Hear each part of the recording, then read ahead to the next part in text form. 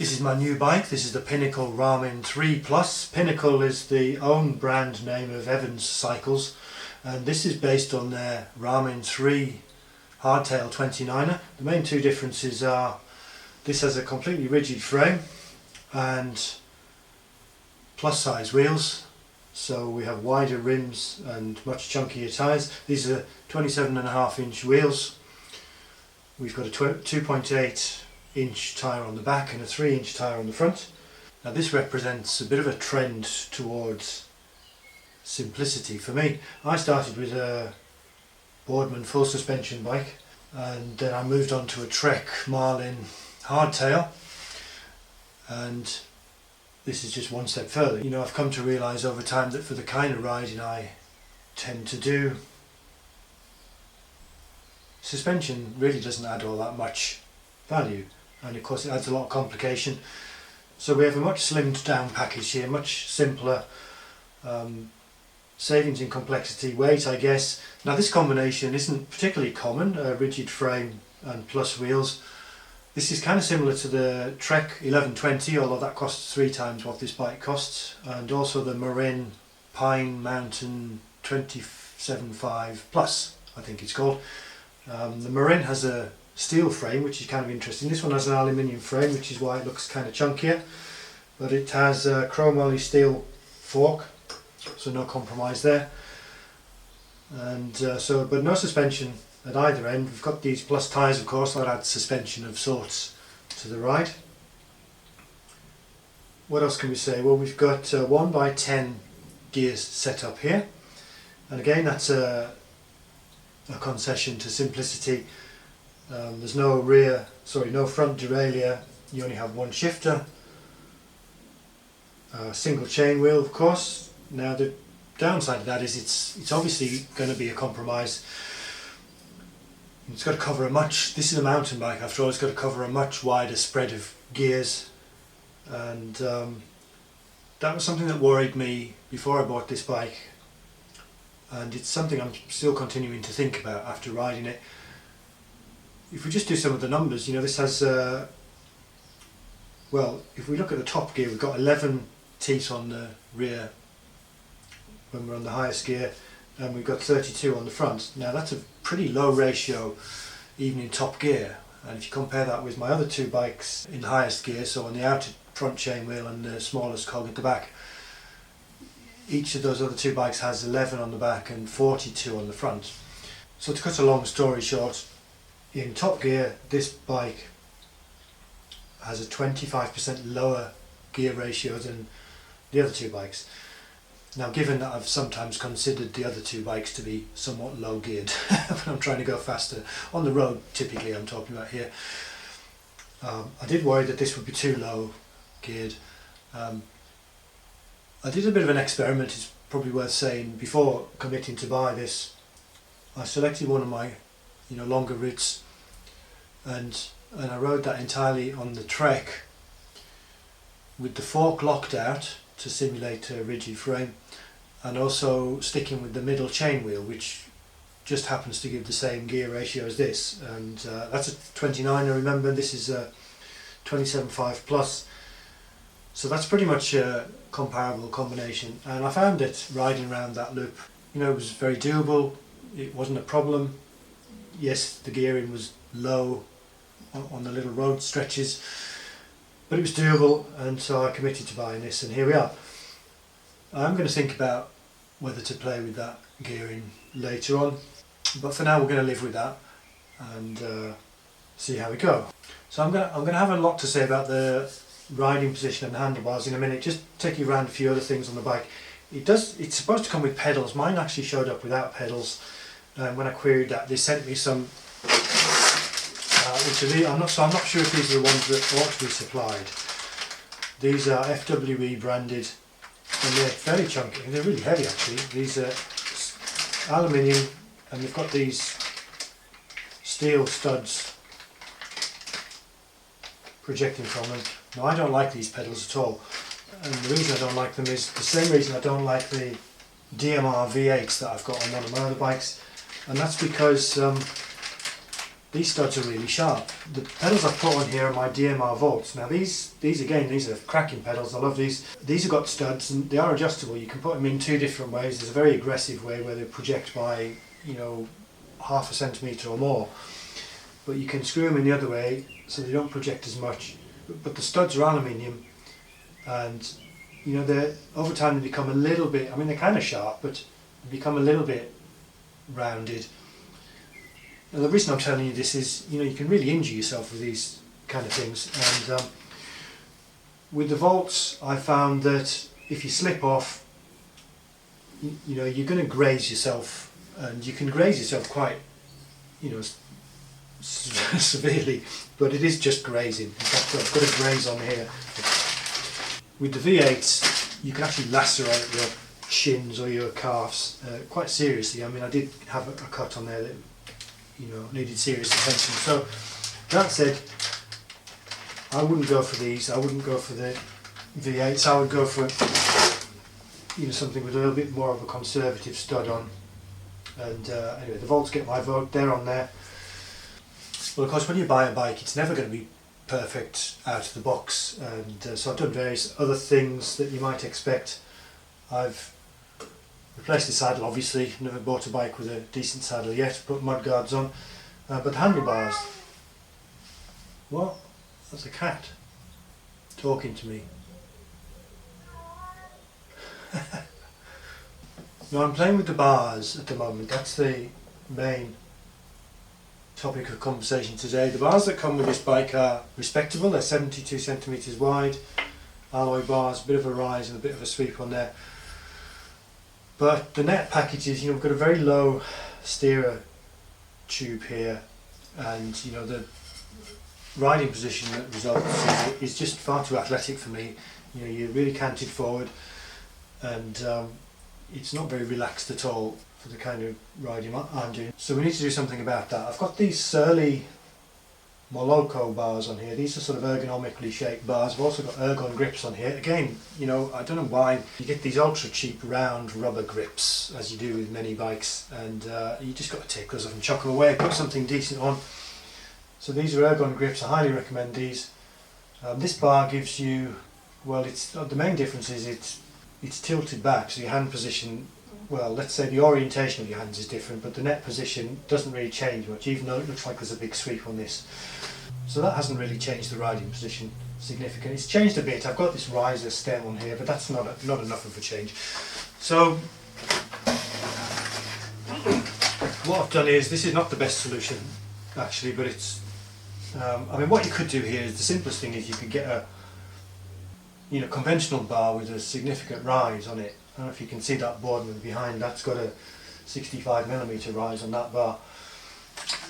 We could do that, but because I've got these Moloko bars, I want to try and make these work. So I've got this, I don't know what you call this, stem extender or steering tube extender. You know, the problem with this is it's introducing extra points of failure, you know, a couple of extra things to keep tight. But at the end of the day, this feels chunky. I mean, I haven't tried this yet, but I'm hoping this is going to give me 60mm extra height, and of course, because that tube is tilted significantly, that's going to bring it back as well. And honestly, unless you're tearing down mountainsides, you know, going mad off jumps and things, there's probably no safety implications in doing something like that. Problem that's going to introduce is the cables are all going to be too short. I mean, I've even in the small experiments that I've done with this, adding this Moloko bar and the slight rise, the cables are already too short. Well, they're just about doable. No, actually, I don't like the way these cables have been routed. These are, I think they're too short right out of the box. This bike was, you know, arrived literally in a box, ready built. And I think the cables have been cut too short. These are Shimano. It's a Shimano group set across the board. These are Dior M615, I think. Hydro brakes. So these are hoses. These are not cables. And this one is routed with this very strange kink in. And this is for the rear brake. So it's the left lever and it's routed straight along the left side of the bike. I think that's wrong. I think that should, and the result of that is we've got quite a serious, well, not a kink, but a bend straight out of the lever to come back around here. I think that should go around the other side of the headstock, come under here and then along. That's more conventional. That's what we have on the other bikes. The front brake, that's more conventionally routed, but again it's been cut very short, and after raising the handlebars slightly, it's it's on the limit really. So I'm resigned to having to essentially replace those hoses, and so I've got everything I need to do that. We've got a bleed kit, a couple of hoses, we've got plenty of fluid, so everything we need, with the possible exception of the technical expertise. So in the next couple of hours whether we're going to make that work. I suppose I kind of would have preferred it if this bike had come with mechanical disc brakes. I've spoken before about the merits of mechanical disc brakes over hydraulics, particularly for the kind of riding I do, which is very relaxed and restrained, let's say. And I've got BB7 cable disc brakes on my Trek, and they're great. They're absolutely adequate for what I need. And changing the cables on those to be longer, it's just a question of buying the cables and then cutting them to fit. And technically that's very easy to do. Hydraulic brakes, well, time will tell. I mean, I don't know, maybe I'll change my mind on this. These brakes right off the bat seem pretty good. They're not super powerful. Well, let's rephrase that. They seem very progressive, and one consequence of that is, you seem to have to pull them quite hard to lock the wheels, but on the way to locking the wheels, you have a lot of finesse. Now it may be that, given what I've said about the cable routing, it's possible I find these brakes weren't completely properly bled. I can't say that. They don't feel spongy. There's a long travel in the lever. They could probably do with a bit more fluid in there. But ultimately, whether I'd be better off with cable brakes, time will tell. One thing that worried me, another thing that worried me, I worry a lot about buying a plus bike in general was, these are gigantic wheels really. I thought they were going to look weird first of all. I'm not bothered about that. Now they've just, when they were brand new they looked kind of a bit very weird. One trip in, and they got muddied up a bit. They look fine. But I worry about, getting a puncture and how much effort it's going to take to inflate one of these tubes. The tubes actually are not widely available. You can't just walk into Halfords and buy a 27.5 plus tyre in a tube or end. But I've got one of those as a spare. Interestingly enough, that comes in a giant box as well. You can fold that down a little bit, and I'm going to put that in, I think, in a tail pack, or a tail pack, which hopefully that's going to just take the inner tube. So just thinking about the gearing, I've turned the bike around so you can see this. I've got a very small front chain wheel on here, so as I say, this is 32 tooth chain wheel, and in principle it seems to me we can up the gearing simply by, I don't see why we can't just replace that chain wheel, possibly without even replacing the cranks, because that's there's a spider on the crank that we can just detach that and add a wheel. The limiting factor is this, because we've got a much wider gap at the back for these big tyres, the chainstays come out, and that sprocket is perilously close to the chainstays, and it's not clear to me to what extent that's going to interfere if we put a bigger one on. It's difficult to know. I mean, I'm a lay person, I don't really know the technicalities here. We could get an extra centimetre or two in diameter, but I've done a brief measurement of the diameter of that chain wheel in comparison to the 42 tooth one on one of the other bikes, and that's quite a difference. Now, one thing we've got working in our favour is this bike, fairly unconventionally, has an eccentric bottom bracket, which means that we can, I think that rotates freely. You know, if we undo the clamp, we can rotate that to whatever orientation we want, and the shaft, the crankshaft, is not centred in that. So the net effect of that is we can shift the crankshaft, or we can choose a combination of shifting it forward and aft and up and down, depending on the orientation of that. And that may allow us to shift the front, well, the crank forward enough to put a much bigger, or a significantly bigger sprocket on there. So that's something I'm going to be thinking about in due course. And like I said, for me, that, you know, if I can get a 10% improvement in the gear ratios, obviously that affects the bottom gears as well. Now, I'm not so bothered about the bottom gears. The bottom gears fairly low on this, certainly adequate. But at the end of the day, if it's too steep, I just get off and push anyway. And to me, the top gear is more of a limiting factor. So, you know, at the moment, particularly when I'm riding on the road, I'm basically just in the top gear or top two gears, you know, pretty much all the time.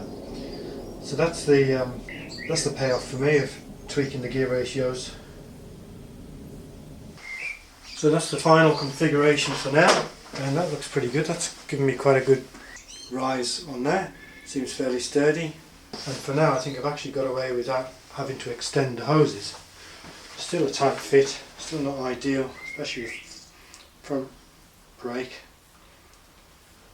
but the rear one's fine, shift cable's fine, and actually that front one doesn't move because the handlebar rotates with the fork, so I don't think we're going to stress anything there. So we'll give that a shot.